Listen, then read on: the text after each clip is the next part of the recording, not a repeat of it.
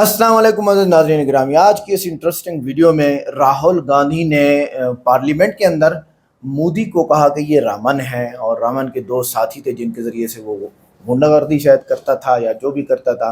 कहा कि मोदी रामन है और इसके अडानी और अमित शाह इसके जो है ना दो हवारी हैं या इसके सपोर्टर हैं, फलां हैं फलां फलां। इसके अलावा राहुल गांधी ने कहा कि उधर जो मणिपुर के अंदर फसादात हुए, मोदी गया ही नहीं है। आइए देखते हैं। वीडियो को लाइक करें, चैनल को सब्सक्राइब करें और वीडियो को व्हाट्सएप पे जरूर शेयर करें, कमेंट करके बताएं वीडियो कैसी लगी। पार्लियामेंट में दुर्गत तो ठीक ठाक बनी है। आखिर में 20 पॉइंट मैं लेके आया हूँ बीच के दोनों को मिलकर क्या करना चाहिए और अवाम का बेड़ा गर्क कैसे नहीं करना चाहिए। आइए देखते हैं। भारत एक आवाज है।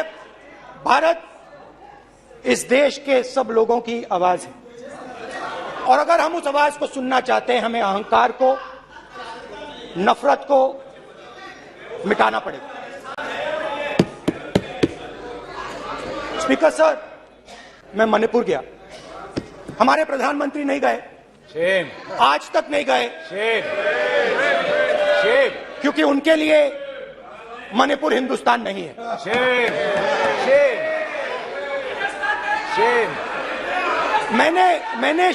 मैंने मणिपुर शब्द प्रयोग किया, मगर आज की सच्चाई यह है कि मणिपुर नहीं बचा है। मणिपुर को आपने दो भाग में कर दिया है। मणिपुर को आपने बांट दिया है, तोड़ दिया है। स्पीकर सर, इन्होंने मणिपुर में हिंदुस्तान की हत्या की है। सिर्फ मणिपुर की नहीं, हिंदुस्तान की हत्या की है। इनकी राजनीति ने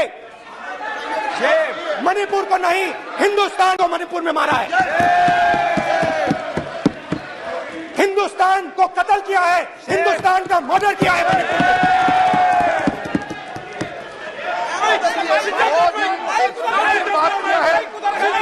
एक सवाल पूछना चाहता हूँ। 60 दशक के चारों लोगों को नॉर्थ ईस्ट में किया हुए है। इसके अंदर कांग्रेस पार्टी है। राहुल गांधी को माफी मांगना चाहिए। राहुल गांधी का कांग्रेस पार्टी 7 साल से ज्यादा एक आवाज है। भारत हमारी जनता की आवाज है, दिल की आवाज है। उस आवाज की हत्या आपने मणिपुर में की। इसका मतलब भारत माता की हत्या आपने मणिपुर में की।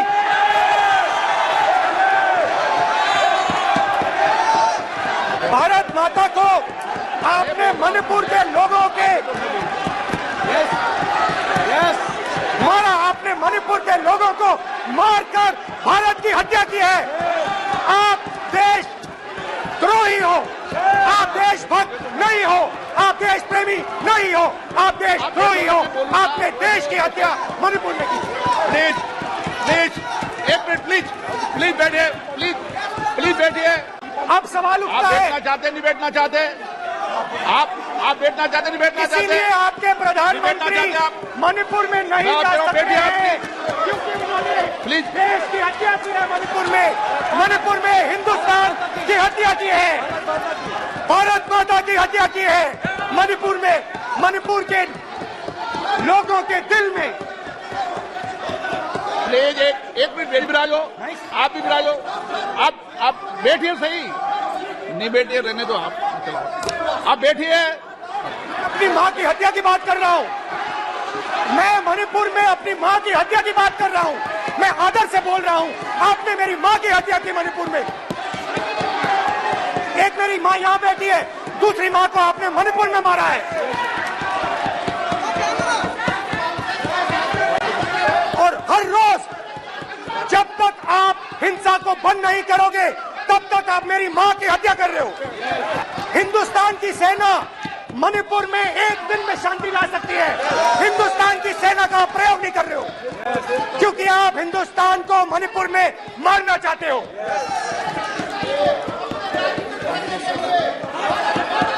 तो अगर नरेंद्र मोदी जी हिंदुस्तान की आवाज नहीं सुनते हैं, अगर हिंदुस्तान के दिल की आवाज नहीं सुनते हैं, तो किसकी आवाज सुनते हैं?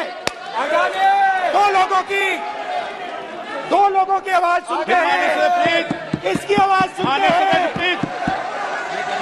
इसकी आवाज सुनते हैं, और इसलिए सुनते हैं। रावण दो लोगों की सुनता था, रावण दो लोगों की सुनता था, मेघनाथ और कुंभकर्ण। वैसे ही नरेंद्र मोदी दो लोगों की सुनते हैं, अमित शाह और अडानी। भाई और बहनों, लंका को हनुमान ने नहीं जलाया था, लंका को रावण के अहंकार ने जलाया था। प्लीज माननीय सदस्य, आप संयमित बोले। आप ये सदन है, आप तरीके से बोलिए। माननीय राम ने रावण को नहीं मारा था, रावण के अहंकार ने रावण को मारा था। आप पूरे देश में केरोसिन फेंक रहे हो, पूरे देश में आप केरोसिन फेंक रहे हो। आपने मणिपुर में केरोसिन फेंकी, आपने चिंगारी लगा दी, पूरे देश को आप जलाने में लगे हो। आप पूरे देश में भारत माता की हत्या कर रहे हो। धन्यवाद स्पीकर। मणिपुर को आपने सिविल वॉर में डुबा दिया है। मणिपुर को आपने और आपकी योजनाओं ने, आपकी पॉलिटिक्स ने जला दिया है। और आज तक हिंदुस्तान के प्रधानमंत्री मणिपुर नहीं गए हैं। ऐसा लगता है कि मणिपुर हिंदुस्तान का प्रदेश ही नहीं है। प्रधानमंत्री के लिए मणिपुर स्टेट ही नहीं है। मणिपुर में सिविल वॉर हो ही नहीं रही है। और एक बार बयान दिया हमने, मतलब प्रेशर लगाया, हम गए, हमने प्रधानमंत्री से कहा एक मैसेज दे दीजिए, मणिपुर चले जाइए, जनता की वहां रक्षा कीजिए। नहीं,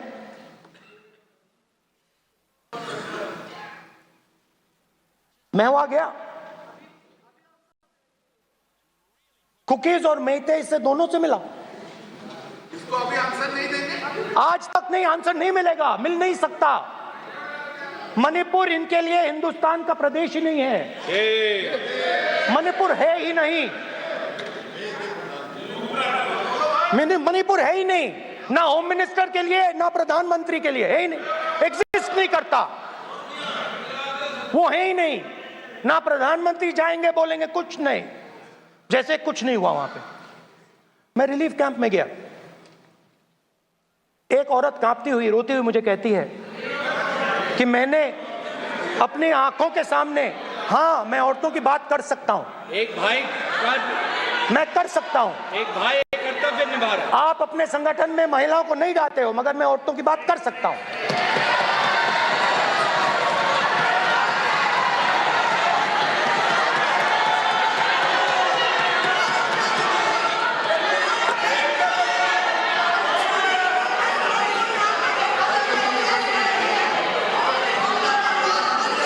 मुझे कहती है मैंने अपने आंखों के सामने, मेरे आंखों के सामने मेरे बच्चे को गोली मारी गई।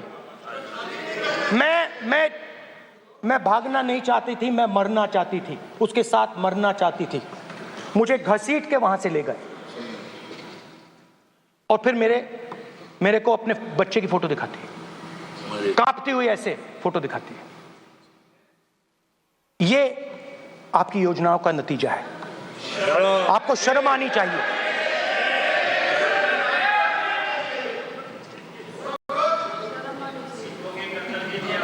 एक दिन प्रधानमंत्री 8 बजे कहते हैं, पता नहीं फाइन ट्यूनिंग हो गई भगवान के साथ,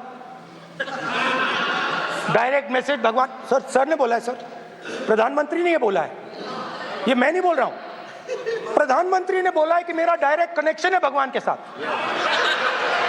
मैंने नहीं बोला, मैंने नहीं बोला। Social media chief also board भगवान जगन्नाथ। एक मिनट प्लीज, एक मिनट तो एक मिनट माननीय राहुल गांधी जी, एक मिनट माननीय सदस्य, एक मिनट प्लीज, एक मिनट रविशंकर जी प्लीज, एक मिनट। माननीय सदस्यगण, आप वरिष्ठ नेता हैं, सदन के नेता होते माननीय प्रधानमंत्री जी, और हम सबको माननीय प्रधानमंत्री जी का सम्मान करना चाहिए। ये सदन में हमेशा उच्च कोटि की परंपरा मर्यादा रही है। नो सर, नहीं, गौरव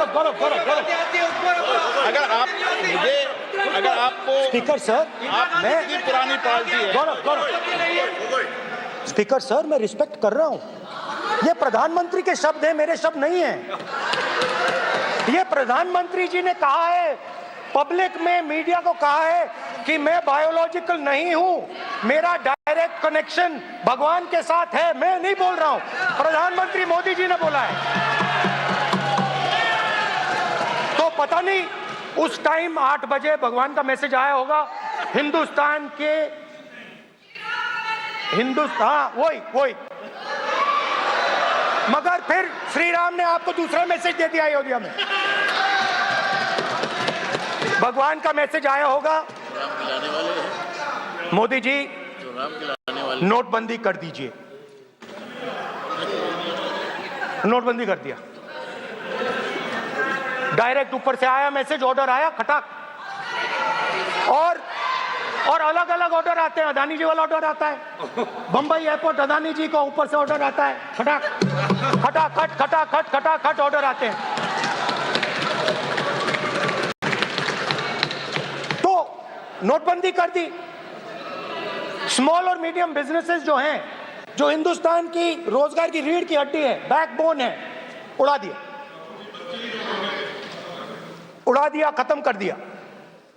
आज नतीजा यह है कि जो भी करना चाहे करें, हिंदुस्तान के युवाओं को रोजगार नहीं मिल सकता। Job creation backbone is broken, finish, खत्म। नोटबंदी की, गलत जीएसटी लागू की, उड़ा दिया। अब मैं सोचता हूं, पहले मैं सोचता था ये पता नहीं कैसे हुआ, अब मैं समझता हूं कि ये अदानी जी, अंबानी जी जैसे लोगों के लिए किया गया था। ये रास्ता साफ करने का तरीका था, रास्ता साफ करने का तरीका था। इनकम टैक्स डिपार्टमेंट उनके पीछे पड़ा रहता है। जीएसटी, डिमोनेटाइजेशन, 24 घंटा उनको तंग करते हैं। उनके कैश फ्लो को रिस्ट्रिक्ट करने की कोशिश करते हैं, कैश फ्लो को क्रश करने की कोशिश करते हैं कि वो परे हट जाएं और अरबपति उनकी जगह ले लें। आप किसी भी छोटे व्यापारी से पूछ लो, किसी भी स्मॉल मीडियम बिजनेस ओनर से पूछ लो, ये आपको बता देगा। गुजरात में मैं गया, टेक्सटाइल ओनर्स के साथ मेरी बात हुई। मैंने उनसे पूछा नोटबंदी क्यों हुई, जीएसटी क्यों हुई? साफ बोला अरबपतियों की मदद करने के लिए जीएसटी और नोटबंदी की गई है। नरेंद्र मोदी जी अरबपतियों के लिए काम करते हैं, सीधी सी बात।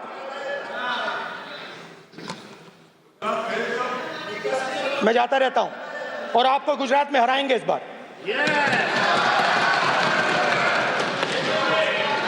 आप लिख के ले लो, आपको ऑपोजिशन इंडिया गठबंधन गुजरात में हराने जा रहा है।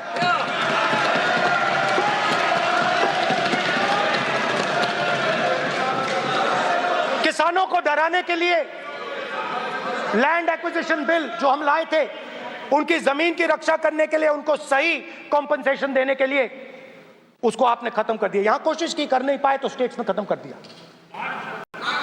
दिया। हर स्टेट में आपने खत्म कर दिया है। अगर आप जानते नहीं हो, चेक कर लो। हर स्टेट में हर भाजपा की स्टेट में खत्म कर दिया। तो नाज़रीन गिरामी, राहुल गांधी ने जो जज्बाती तकरीर की उसमें इन चीज़ों को उन्होंने बयान किया, लेकिन बीच की बात यहाँ पर वो रह गई कि बीच की बात ऐसी की जाए कि अवाम का फ़ायदा हो और लोगों का, हुकूमत का सिर्फ फ़ायदा ना हो, बल्कि ख़ास लोगों का भी सिर्फ फ़ायदा ना हो। मोदी जी ने मणिपुर के हालात पर पार्लियामेंट में बोला ही नहीं या कम बोला है, अवाम को मायूस कर दिया। लेकिन इंफ्रास्ट्रक्चर में इनके कुछ इक़दामात काबिल तारीफ़ ज़रूर हैं। अमित शाह को दाखिली सलामती का माहिर समझा जाता है, मगर मणिपुर जैसे हसास मामलात में इनकी खामोशी सवाल खड़े करती है। बहुत फसादात हुए हैं और बहुत कत्लो गारत हो चुकी है वहाँ पे, और वहाँ के बारे में बोलता ही नहीं है मोदी। अडानी ग्रुप ने कई मंसूबों में भारत की तरक्की में किरदार अदा किया, ये बीच की बात यहाँ बोली जा रही है, लेकिन इन पर हुकूमती नवाजिशात के इल्ज़ामात शफाफियत पर सवाल उठा है कि हुकूमत सिर्फ इनको क्यों नवाजे जा रही है, फलां प्रोजेक्ट इसका, फलां इसका, फलां इसका, फलां इसका, फलां इसका, इस तरह क्यों है। राहुल गांधी ने मोदी को रामन कहा, जिसके दो बाजू अडानी और शाह हैं। इस तशबीह से ताकत के इर्तिकाज की तरफ इशारा किया गया है कि ताकत इतनी ज्यादा है मोदी की। मणिपुर के फसादात पर मोदी जी के गैर मौजूदगी अफसोसनाक रही है, लेकिन दीगर रियासतों में तरक्याती स्कीमें इनकी तरजीह रही हैं। ये बात भी ठीक है। अमित शाह ने नॉर्थ ईस्ट में अमन के कई मुआहदे किए हैं, और अमन के कई मुआहदे करके, मगर मणिपुर में इनकी क़यादत गैर मौसर साबित। अडानी को बंदरगाहों और तवानाई के मंसूबे मिले जो मुल्क के लिए अहम हैं, लेकिन ये सवाल भी उठता है कि क्या मौक़े सिर्फ मखसूस अफराद को दिए गए, और हकीकत यही है कि मखसूस अफराद को ही दिए गए। राहुल गांधी ने पार्लियामेंट में कहा कि यह हुकूमत दो अफराद के इशारे पर चल रही है। इस बात से शफाफियत और जमहूरी अमल पर तनकीद की गई है, यानी देखो कि जहां पर आप साफ सुथरे हो बिल्कुल ठीक है, जहां साफ सुथरे नहीं हो तो थोड़ा सा वाजे करो। मोदी जी की क़यादत में कई आलमी मुआहदे तय पा गए, मगर अंदरून मुल्क बाज़ रियासतों में बदअमनी भी बढ़ती है, लिहाजा ये कसूर है यहाँ पर मोदी का। ऐसा तो नहीं है कि आप एक हाथ से ताली बजा सकते हैं, दोनों हाथों से ताली बजती है। अमित शाह को तंजीमी महारत से बीजेपी मजबूत हुई। अमित शाह की तंजीमी महारत से बीजेपी मजबूत हुई, लेकिन इस तंजीमी कंट्रोल ने इख्तलाफी आवाज़ों को दबा दिया। ठीक है, तो इख्तलाफ जो लोग कर रहे हैं मोदी जी, उनका भी सुनिए ताकि अवाम का फ़ायदा हो। अडानी की कंपनियों को हवाई अड्डे और रेलवे के प्रोजेक्ट्स दिए गए। राहुल गांधी ने इन मुआहदों में शफाफियत की कमी पर सवाल उठा दिया। राहुल गांधी ने कहा कि ये सिर्फ चंद दोस्तों की हुकूमत है। इस बयान से कारपोरेट असरअंदाजी का खतरा उजागर हुआ। मोदी ने स्वच्छ भारत और डिजिटल इंडिया जैसे मंसूबे शुरू किए, मगर मणिपुर जैसे इंसान बहरान पर इनकी खामोशी छुपने वाली नहीं है। ये बात ज़हन में रखें। मोदी जी थोड़ा सा लाइन पे आ जाए। अमित शाह ने दफ़ा 370 हटाने में अहम किरदार अदा किया कश्मीर के अंदर, लेकिन नॉर्थ ईस्ट की शनाख्त और एहसास महरूमी का हल ना दे सकी। अडानी का कारोबार आलमी सतह पर फैल गया, मगर इनकी तरक्की का ताल्लुक सियासी सरपरस्ती से जुड़ता है कि इनको सियासत ने नवाजा है। राहुल गांधी ने कहा कि ये तीन लोग भारत की आवाम की आवाज़ से दूर हैं, मतलब हुकूमत और अवाम के दरमियान फासला बढ़ता जा रहा है। मेहरबानी करें, अवाम का ख्याल करें। मुसलमान हैं, ईसाई हैं, सिख हैं, यहूदी हैं, हिंदू हैं। मोदी ने इंटरनेशनल सतह पर भारत की शबीह बेहतर की, यानी भारत की अक्कासी की, मगर दाखिली इंतशार ने इस शबीह को धुंधला कर दिया। जो स्टैचू आपने बनाया पूरी दुनिया में, वो धुंधला हो गया इंडिया के अंदर। अमित शाह ने CAA जैसे कानून पेश किए जो मुतनाज़े बने। कुछ तबकों ने इनको तफरीक पर मबनी करार दे दिया। अडानी के कर्जे और असासे कई बार खबरों में ज़ेर बहस आए। अवाम ये जानना चाहते हैं कि क्या यह सब कुछ कानून के मुताबिक था? नहीं। राहुल गांधी ने कहा कि मुल्क अवाम के हाथों से निकल कर चंद लोगों के हाथ में जा रहा है। इससे अवाम नुमाइंदगी की असल रूह पर सवालात उठते हैं। आज की वीडियो कैसी लगी? वीडियो को लाइक करें, चैनल को सब्सक्राइब करें, वीडियो को व्हाट्सएप पे ज़रूर शेयर करें, कमेंट करके बताएं वीडियो कैसी लगी। मिलते हैं नेक्स्ट वीडियो में। अस्सलाम वालेकुम।